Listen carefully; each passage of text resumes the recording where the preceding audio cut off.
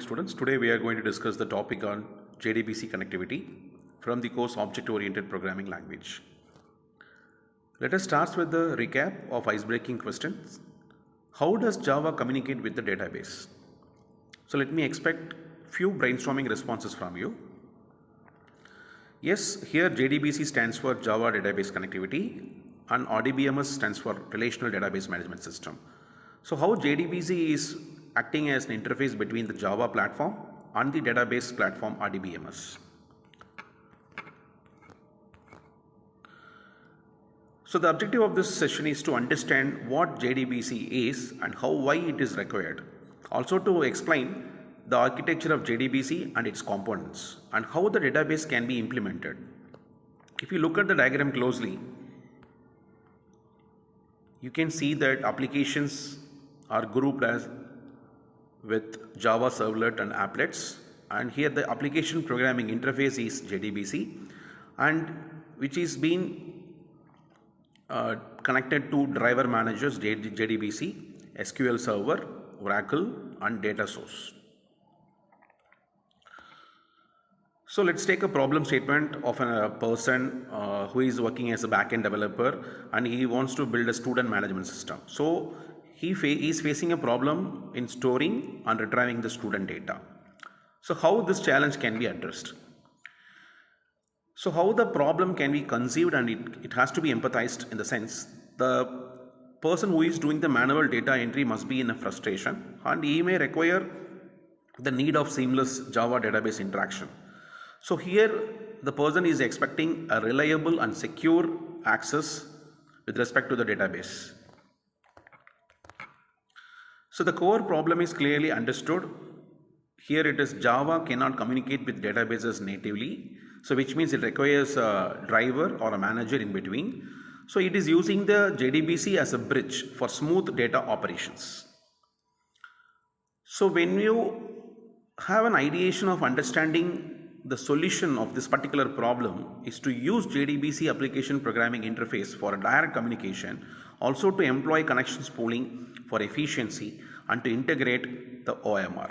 So if you look at the diagram, you can see that the architecture, hibernated architecture, and how the objects can be in transient form and how the applications can be using that objects.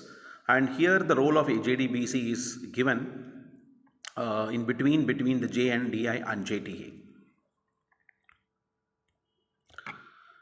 So the prototype of this JDBC architecture is having the components of JDBC drivers, driver manager, connection, statement and result set.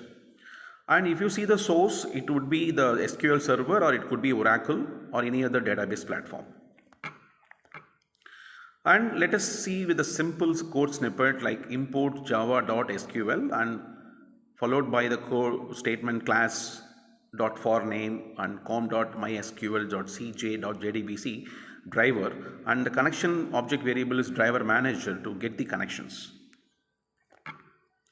And to test this particular code we require 15 minutes, and the discussion is about how the program is being executed and how the database is being connected to that. So if you look at the diagram closely, you may see that the driver manager, how it is loading the database and how the connection is being established, how the statement has been created and how the set of queries has been executed, and finally how the connection gets closed. So it is given in the various process and text boxes. So here the usage of JDBC and the applications, here it is given.